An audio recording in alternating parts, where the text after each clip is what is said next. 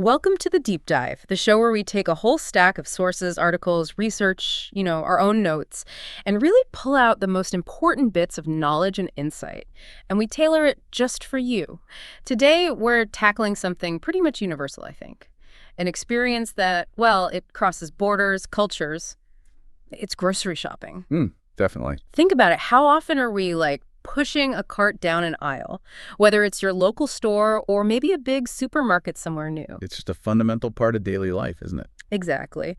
So our mission today really is to equip you, our English learning listener, with the key vocabulary, the essential phrases you need to handle one of the most common situations, paying at the checkout. Yeah, that final step. And the value here is, well, it's huge, right? This isn't some abstract grammar lesson. It's practical, real-world English, stuff you can actually use today to understand what's going on and, participate. Right, real conversations. We found this fantastic dialogue, actually, from an English learning podcast. It's super realistic, a really rich base for our deep dive today. So if you're looking for maybe a shortcut, to feel more informed in these everyday social settings, boost your confidence listening, speaking, even reading and writing in English, you're definitely in the right place. Absolutely. Okay, let's unpack this. Let's dive right into that supermarket scenario.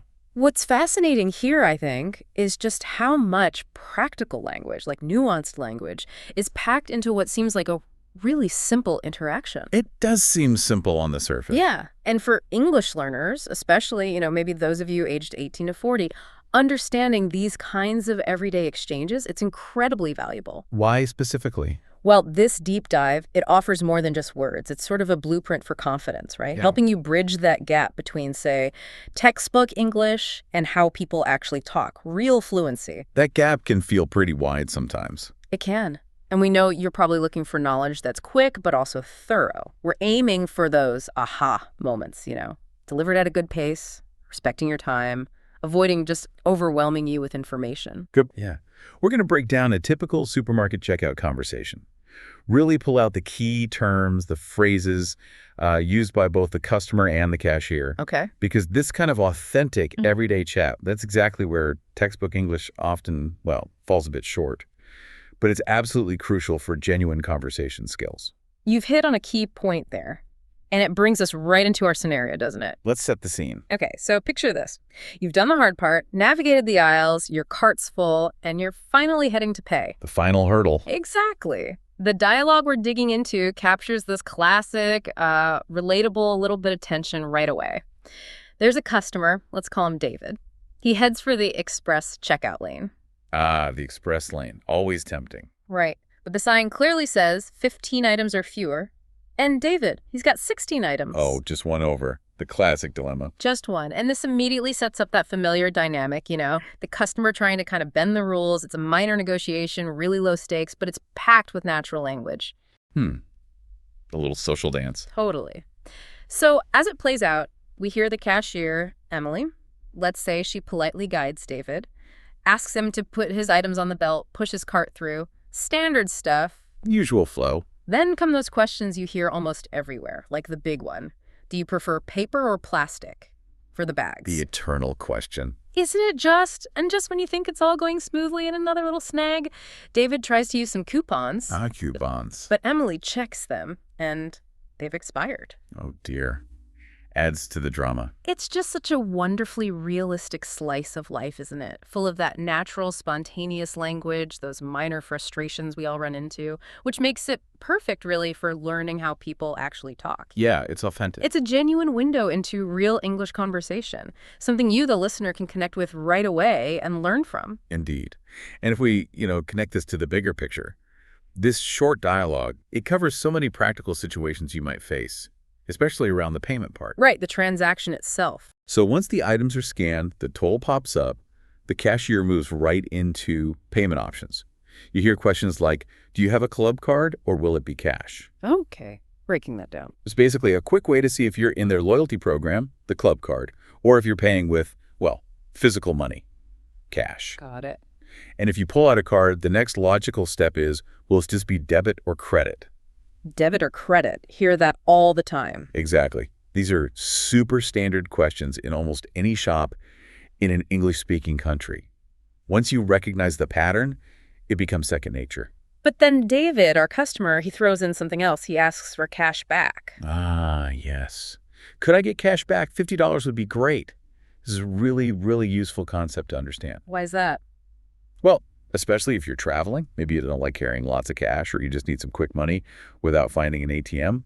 It's super practical. Okay, so how does cash back actually work? Explain that. Right. It basically means you're asking them to charge more to your debit card. Usually debit, some places might do credit, but typically debit more than your actual grocery total. Okay.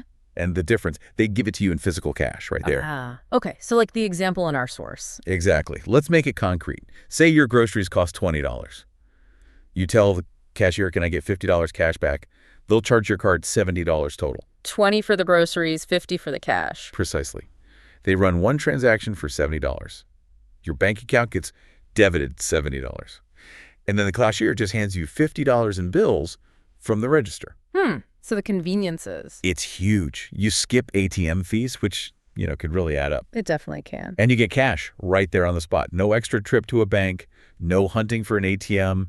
If you're traveling or just need some quick cash, it's incredibly handy. That makes sense. Understanding these little transaction details, it helps you not just survive, but really thrive in English-speaking places. Gives you confidence in those everyday money interactions that go beyond just buying something. That's a really comprehensive look at the payment side. Okay, so we've walked through the scenario, bending the rules, payment options, cash back. Now let's really zoom in on the specific words and phrases that made it all tick. Language takeaways. Exactly. Let's start right where David began his quest, the checkout lane. What is that exactly? Well, simply put, it's the place you line up, the designated spot where you go to pay for your items, the finish line of your shopping trip, basically. The final frontier, yeah. And as we saw, David made a specific choice. He went for the express checkout lane. Ah, the express checkout lane. A perfect example of language telling you the function. Right? Express. Here, just like an express train, maybe. Or express delivery means faster, quicker. So an express checkout lane is specifically designed for speed, usually for customers with fewer items, like the sign said. 15 items or fewer. And that rule, 15 items or fewer, it's not just random. Oh, definitely not. It's crucial for managing traffic flow in a busy store. Think about it if everyone with a massive cart piled high tried to use that lane. Chaos. Total gridlock. Exactly. It would completely defeat the whole point of calling it express. These lanes are actually a pretty smart part of modern store design. They aim to improve efficiency, cut down waiting times for people just grabbing a few things. Streamlining things. Yeah, streamlining operations, managing customer expectations. It's practical design in action. Okay, so David gets to the express lane, and Emily, the cashier, says, please place your items on the belt. Now, belt here, definitely not the thing holding up your pants. No, definitely not. In a supermarket context, the belt is that moving conveyor table. The thing that carries your groceries from your cart towards the cashier so they can scan them. Seems simple but important. It is. Think how much slower checkout would be without it. You'd be handing items over one by one. Awkward. Very. The belt allows for this continuous flow, makes the cashier's job scanning everything much, much more efficient. Just put your stuff on, it moves along, they scan. Like a little assembly line. Pretty much.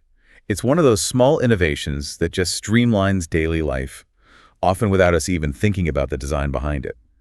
A silent partner in your shopping. Right. And then David pulls out his coupons.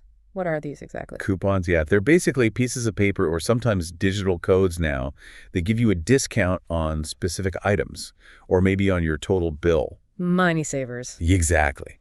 And they are incredibly popular, a huge part of American shopping culture, really. The purpose is simple. Yeah.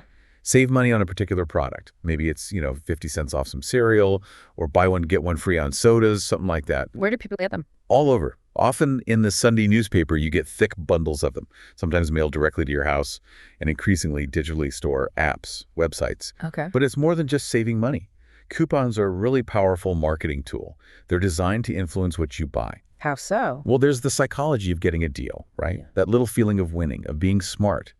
Behavioral economists talk about how it reduces the pain of paying. Ah, interesting.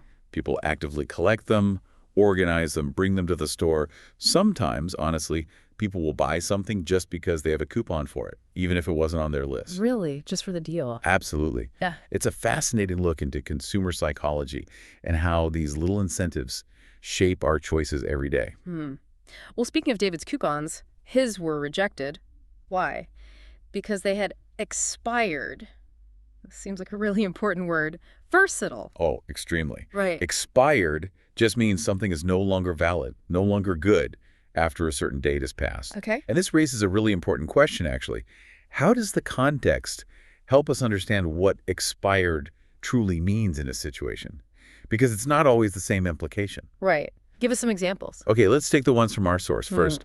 I'm sorry, sir, this credit card expired 5 years ago. You can't use it anymore. Okay, pretty clear. Invalid for payment. Exactly. The validity period is over. It's useless for buying things. A definite cutoff. Got it. What else? Then there's, my driver's license expires in a month, so I have to get it renewed.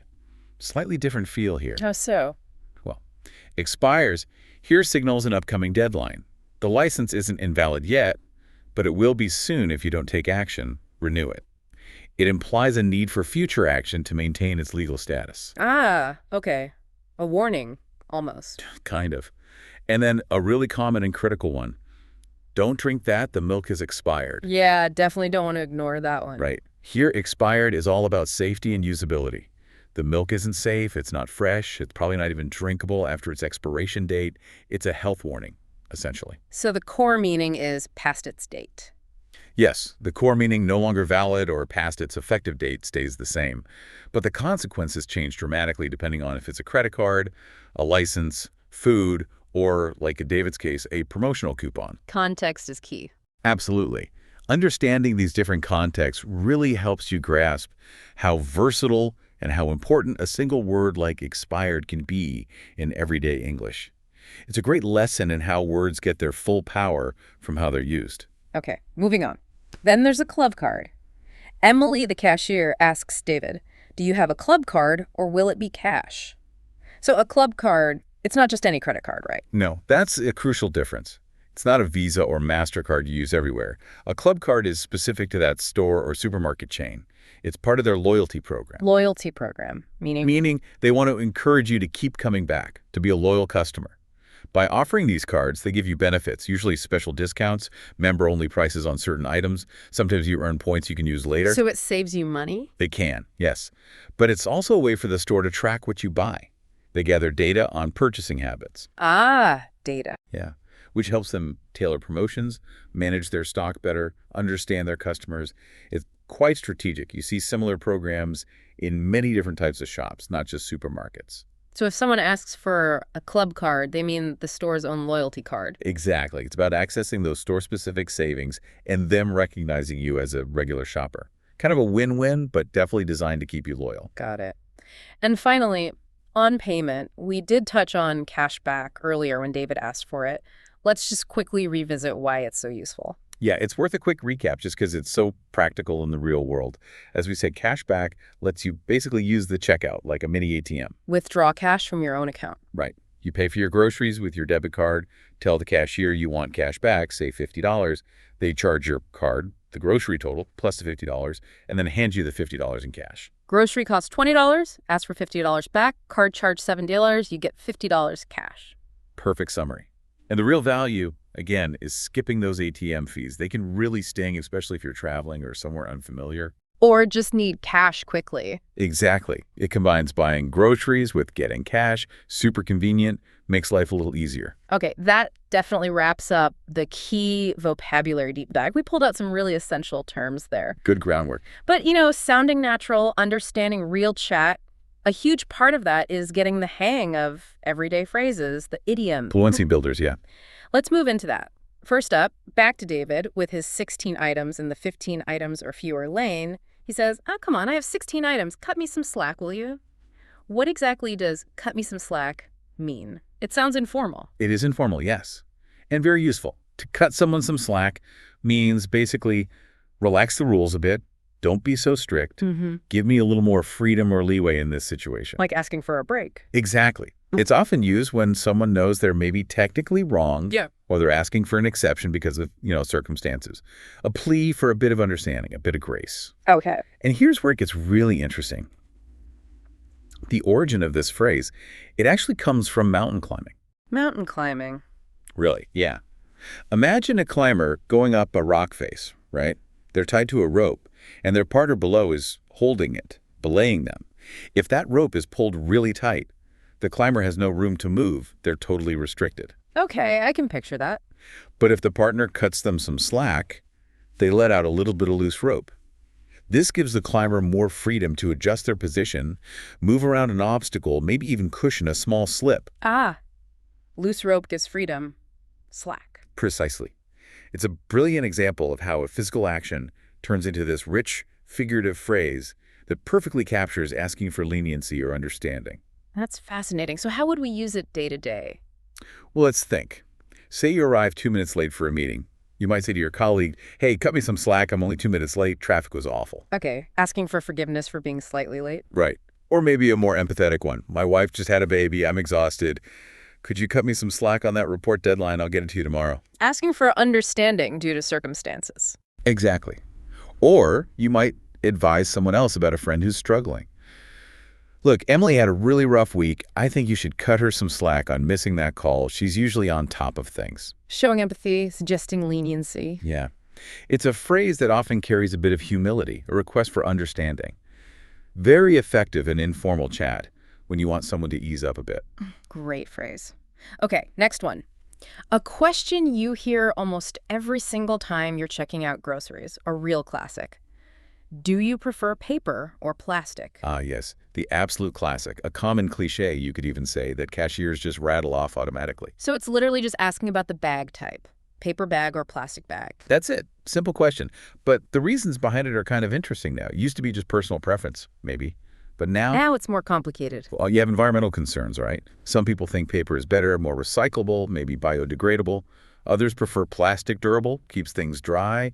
Maybe they reuse them for trash liners. Okay, preferences. But also, increasingly, local rules. Lots of places now charge for plastic bags, or they're banned altogether. So the question can also be a subtle reminder like, did you bring your own reusable bags? Ah, right. The reusable bag factor. Yeah. But honestly, just being able to answer smoothly, paper please, or plastic is fine, or I have my own thanks, it just sounds really native-like. It's such a common exchange. Getting it right makes you feel more comfortable. It's like a little checkout ritual. Totally. A small decision, but one everyone makes. Okay, and the last phrase for this section. After the express lane issue, the expired coupons.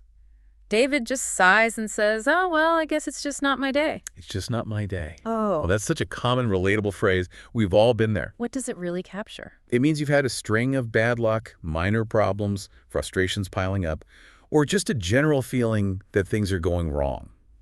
It's a way to say, I'm having a hard day or I'm feeling unlucky without having to list every single little thing that went sideways. A summary of misfortune. Exactly. It's concise, everyone understands it immediately, and it usually gets a bit of empathy because, well, everyone has those days. Can you give some examples? Sure. You spill coffee on yourself in the morning, get stuck in traffic, then your computer crashes right before a deadline. You might just throw your hands up and say, it's just not my day. Yep, sounds familiar. Or maybe, I got a flat tire coming home and then lock my keys in the car. Seriously, today was just not my day. Or in a work setting, after a difficult client call, man, it's just not my day. First that call, now the printer's jammed. It covers a lot of ground. It does. It's that universal sigh of resignation, isn't it?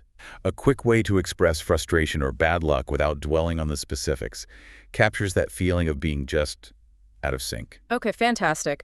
We've really dissected the dialogue, pulled out key vocabulary, mastered some crucial phrases.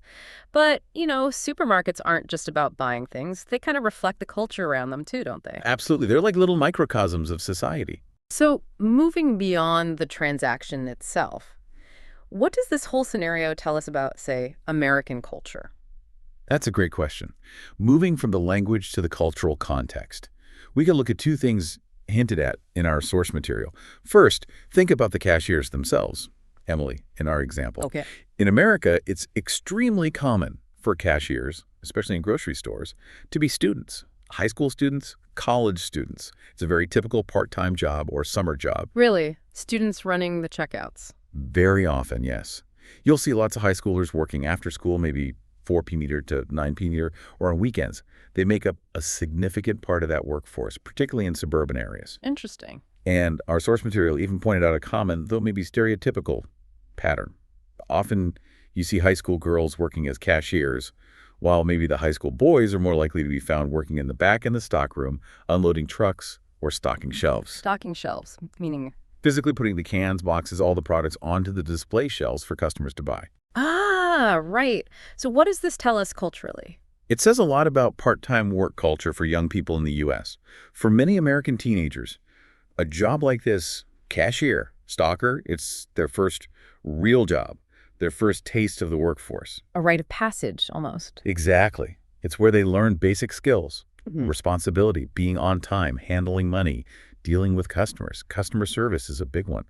It's a really common experience that shapes their early understanding of work and earning money. Okay, that's one cultural aspect. What was the second? The second is diving a bit deeper into coupon culture. We mentioned coupons earlier with David. Right, his expired ones. But the use of coupons in America is so widespread, so ingrained, it's worth looking at more closely as a cultural phenomenon. It's really that big a deal. Oh, absolutely. It's not some niche hobby. People get loads of them. Big inserts in the Sunday newspaper are classic, direct mail, score flyers, and now tons of digital ones on apps and websites. And they're for everyday stuff. Yeah, very often. Cookies, soda, cereal, cleaning products, toothpaste. Things stores want to promote, maybe move inventory. And people genuinely collect them, organize them. Some people have binders and bring them to the store to save money. Even for small amounts. Yes, that's what's fascinating. A coupon might only save you, say, 25 cents on a bottle of soda or maybe 50 cents on shampoo. But those little savings add up, and people are willing to put in the effort. But why? Is it just the money? Partly, yes. But there's a huge psychological element. Using a coupon gives people a feeling of being smart, of being a savvy shopper, of getting a deal. That winning feeling again. Exactly. It makes the purchase feel better. And like we touched on before, sometimes people will actually buy something they don't really need or wasn't on their list just because they have a coupon for it. The power of the perceived bargain. Totally. It's a classic example of how incentives and psychology shape consumer behavior. You'll definitely notice it if you spend time in American supermarkets. It's a really visible part of the shopping landscape. Wow, okay. What a deep dive indeed. We started with what seemed like just a simple trip to the supermarket checkout. Pretty mundane on the surface. Right. And look what we unpacked. A whole load of practical English.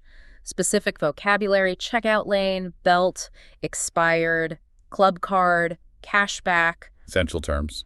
And those incredibly useful everyday phrases like, cut me some slack, or it's just not my day. Things people really say. Real conversational glue. Plus, we got into some genuinely fascinating cultural insights, too. Student cashiers, that whole coupon culture thing in America. It paints a much richer picture, doesn't it? Gives context to the language. Definitely adds another dimension. So for you listening, you really now have a much more powerful toolkit for your next grocery store visit. Whether that's actually navigating a checkout in an English-speaking country, or maybe just understanding a scene in a movie better, or catching the nuance in a conversation you overhear. Yeah, applies in many situations. This whole deep dive into one common interaction. It can genuinely boost your confidence, your fluency in everyday English. It's pretty amazing, isn't it? Here's where it gets really interesting. How a simple trip to the supermarket can unlock so much language. It truly is remarkable. And this raises an important question, I think, for you, our listener, to ponder. Okay. What other seemingly mundane, everyday activities might hold a similar treasure trove of practical language? And cultural insights, too, if we just, took a moment to really deep dive into them. Like what? Well, think about your morning routine. Yeah. Getting coffee, commuting to work or school, waiting in line somewhere. How much more language could you discover just by paying closer attention, really listening to the everyday conversations happening all around you, and noticing the cultural habits that shape them? That's a great point. Paying closer attention to the everyday. Yeah. So we really encourage you, listen for these phrases we talked about today. Hear them in movies, in songs, maybe in your own interactions if you're in an English-speaking environment. And think about how understanding the culture behind the language makes your learning journey so much richer. It's not just about memorizing words, is it? It's about connection, understanding, real comprehension.